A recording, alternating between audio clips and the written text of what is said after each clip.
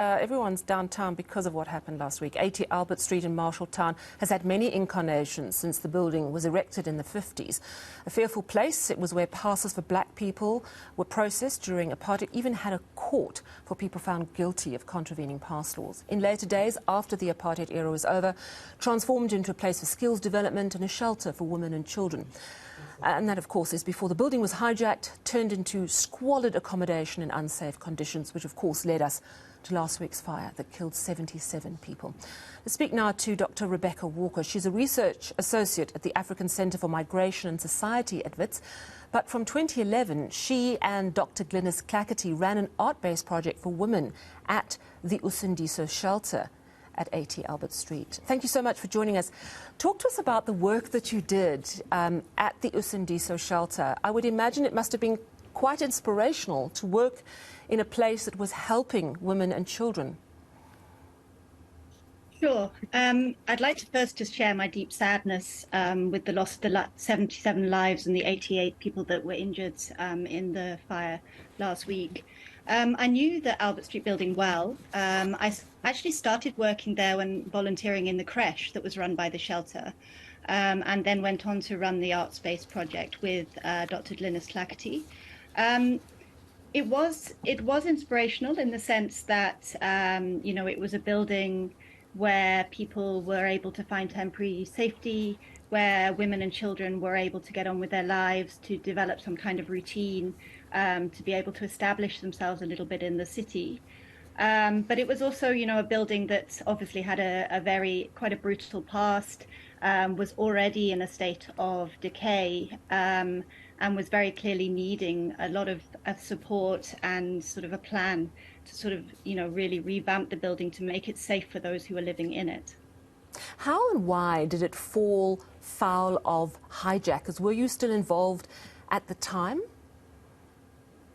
No, I wasn't involved at the time. I had already stopped running the art project as it just ran over a couple of years. What we know is that the Usindiso ministries left in 2017 to 2018.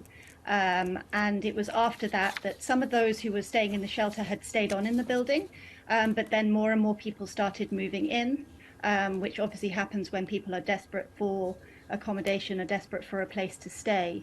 And after that, it basically was although it belonged to the city, it was very much an abandoned building, and the lives in it were also abandoned in the sense that people were really left in a place of severe danger. That it was known, sort of the state of disrepair was known, fire risks were known, so it very quickly fell into this very dangerous space that it became. And as you say, yeah, it's always been a government building.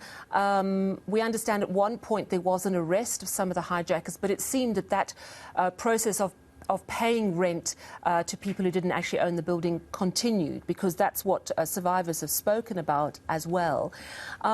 You also work at the African Centre for Migration and Society at Wits University, so this is very much the sort of thing that I would imagine you deal with on a regular basis.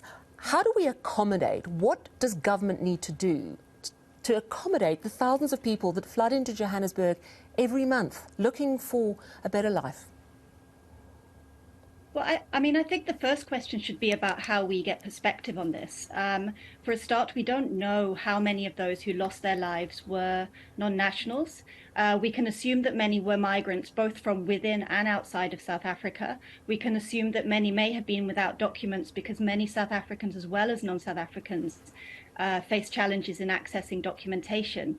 But this is not an issue or a problem of migration.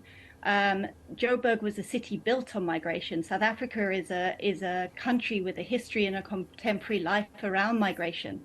But the real issue is around how the city is structured, how the city is run, and the very clear failures in terms of providing affordable housing, in providing access to documentation, which would mean that people then can access decent housing, can access jobs, and can actually live lives with dignity.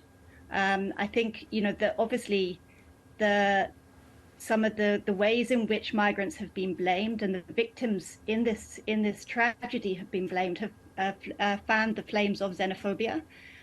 It's very easy to blame migrants, but actually, it's the same as if we look at the healthcare system, we look at the education system, blaming the country's 5 to 6% of which is the number of non-nationals within the country, blaming them for these deep structural issues and the sort of embedded rot in terms of really being able to provide and respect people's dignity.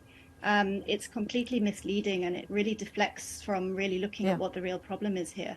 Absolutely. Thank you so much for that perspective, Dr. Rebecca Walker. She's a research associate at the African Centre for Migration and Society at Wits.